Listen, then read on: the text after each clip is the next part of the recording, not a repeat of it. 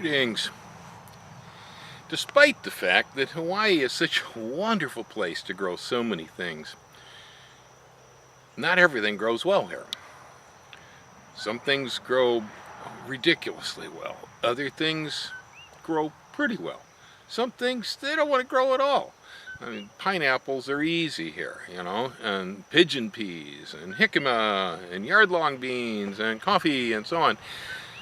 But, other common crops like the tomato, for instance, oh, is that a pain? So many diseases here. The cucumber, you can grow them, but man, oh man, the melon worms and the pickle worms and the diseases again. So there are challenges to a lot of the really common crops. In the process, what I discover is that there are other crops that I didn't know and I didn't really grow previously that just thrive here. And so it's kind of changing what I plant and my diet and so on. Right here behind me, I've got a whole bunch of hibiscus that's a fruiting variety we refer to as Roselle. If you eat in Mexican restaurants, you know that red drink called Jamaica, or it's spelled Jamaica, but it's pronounced Jamaica. You may also know Celestial Seasonings Red Zinger Tea, for instance, which is a long-time commercial product in the U.S. That used the fruit of this hibiscus behind me. I had planted one variety that I purchased here on the island. I wasn't particularly happy with it. In conversation with a doctor in Florida who used to live in Kona, he had sent me seeds that he was using in Florida for 3 different varieties.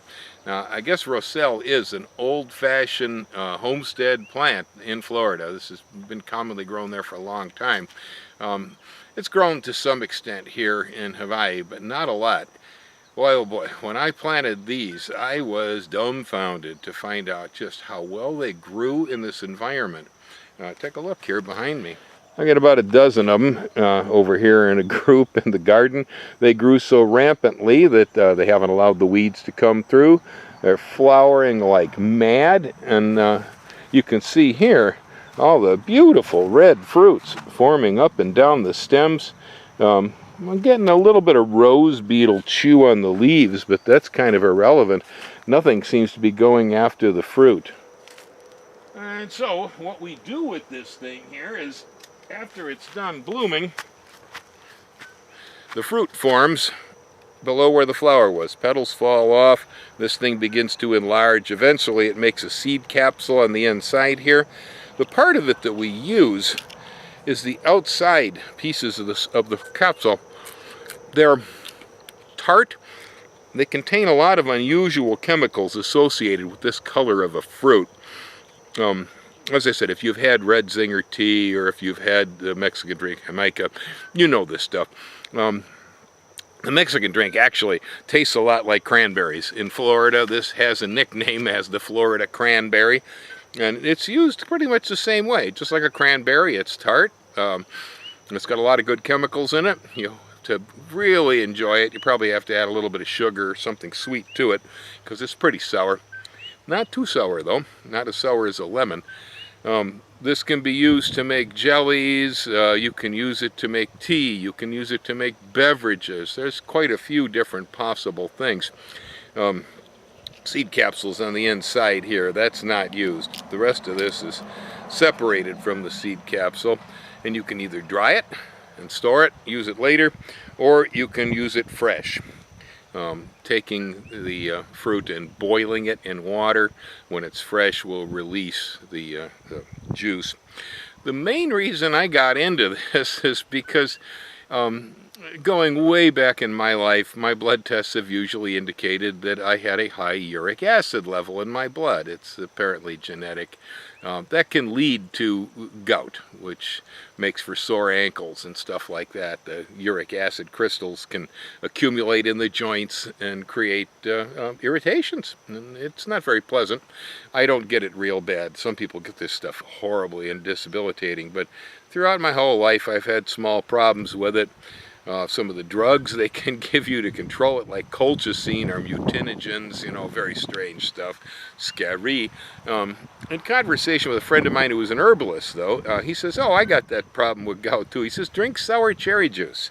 I said, really? He says, yeah, there's chemicals in sour cherry that'll flush the purines out of the blood. So I started doing that, and of course, having grown up in the upper Midwest, the sweet cherries that they have on the West Coast, you know, they're okay, bangs and all that. But man, to me, a cherry is a pie cherry, like a Montmorency or a North Star or something on that order. What we call sour cherry, really have the flavor. And so I was, you know, overjoyed to be able to drink that stuff. We always raised that type of cherry when I was a boy in Illinois and Wisconsin. So everything was just fine, and I wasn't having too much gout attack until I moved from California. When I moved from California to Hawaii, getting sour cherry juice was not as easy here or as inexpensive. So I used concentrates for a while that I was shipping in, but that gets to be a pain too.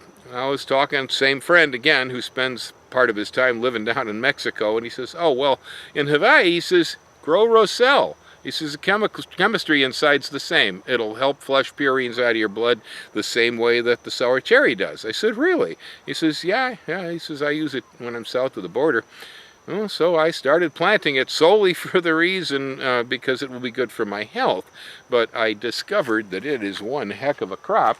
And I do believe I'm going to start finding some other applications for this stuff just because it grows so well. I tell you, you just never know what your next crop's going to be until you get here and start planting. That's for real. I'm learning all kinds of things. Here I've separated the Roselle fruit from the seed capsule just by taking that knife and running it around the base of the fruit. And the seed pops right out. Next I have a pan of boiling water, and I'm just going to put all this fruit in here. And we're going to simmer it. So after cooking those fruit in about a cup and a half of water for right around 10 minutes, this is what I end up with. Pretty bright, man. I mean, a lot of color, a lot of taste too. I've sampled it. Tastes like cranberry juice. Next thing we need to do is strain it out and cool it down.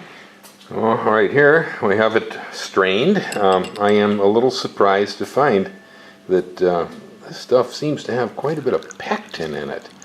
As the pulp cooks down and becomes rather gelatinous, and it doesn't come off the side of the pan, so this stuff would be a great candidate for making preserves out of.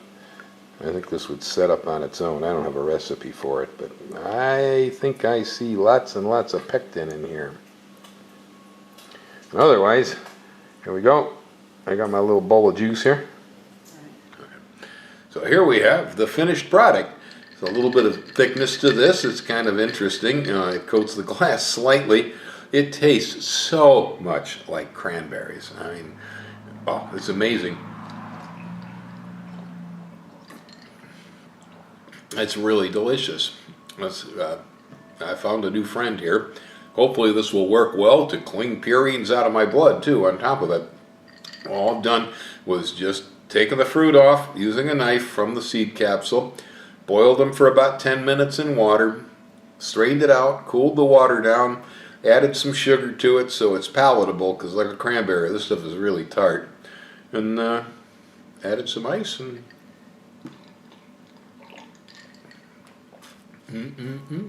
another crop for Hawaii. Happy gardening.